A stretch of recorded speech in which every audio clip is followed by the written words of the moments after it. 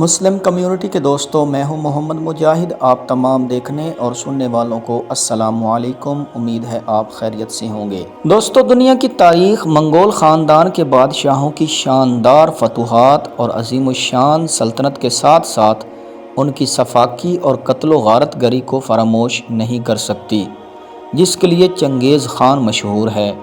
اور قبلائی خان بھی اپنے دادا کے نقش قدم پر چلا، لیکن قبلائی خان کو ایک خوش مزاج اور ثقافت کو فروغ دینے والا فاتح بھی کہا جاتا ہے۔ قبلائی خان نے سن 1260 میں چین کے شاہی تخت پر قبضہ کر کے وہاں 34 سال تک حکومت کی تھی۔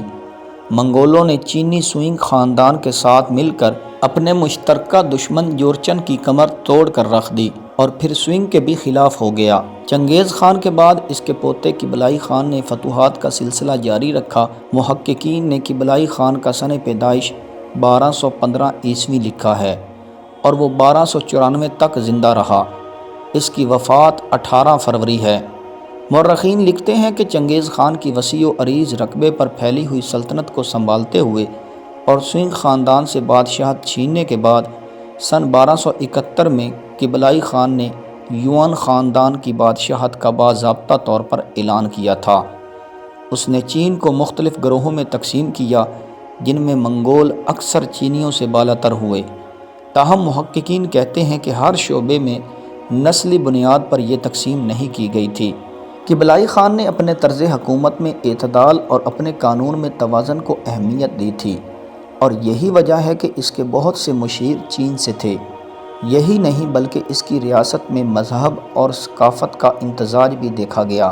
اور مورخین لکھتے ہیں کہ قبلائی خان کے دور میں بہت سے صوبوں میں مسلمان گورنر مقرر کیے گئے۔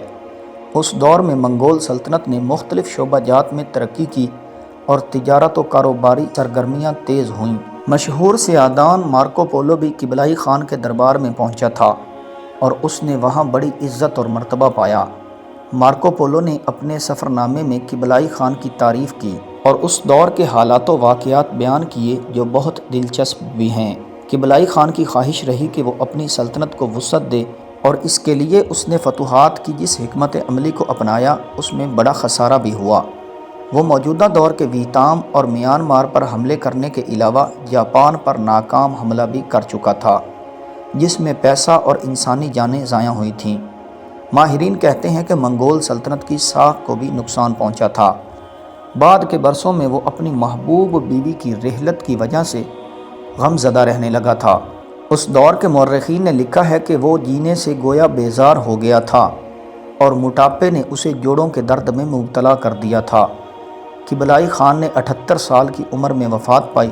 اس کے بعد یوان خاندان کی چین پر تقریباً 100 سال تک حکومت رہی۔ معروف سیاح مارکو پولو قبلائی خان کے دربار میں لگ بھگ 20 سال تک رہا اور اس نے قبلائی خان کی ذاتی زندگی کے بارے میں دلچسپ باتیں تحریر کی ہیں۔ بعض کتب میں لکھا ہے کہ قبلائی خان کی 4 بیویاں اور کثیر تعداد میں باندیاں بھی تھیں۔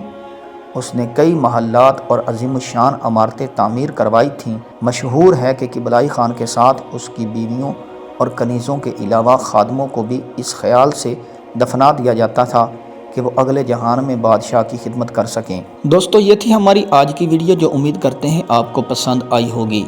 ہماری حوصلہ افزائی کے لیے ویڈیو کو لائک کر دیں اور چینل کو سبسکرائب کر دیں اور بیل آئیکن کے بٹن کو دبا دیں تاکہ ہماری آنے والی ہر ویڈیو آپ تک بر وقت پہنچتی رہے۔ اگلی ویڈیو کے ساتھ انشاءاللہ پھر ملیں گے، تب تک اپنا اور اپنوں کا خیال رکھیے گا۔ اللہ نگہبان۔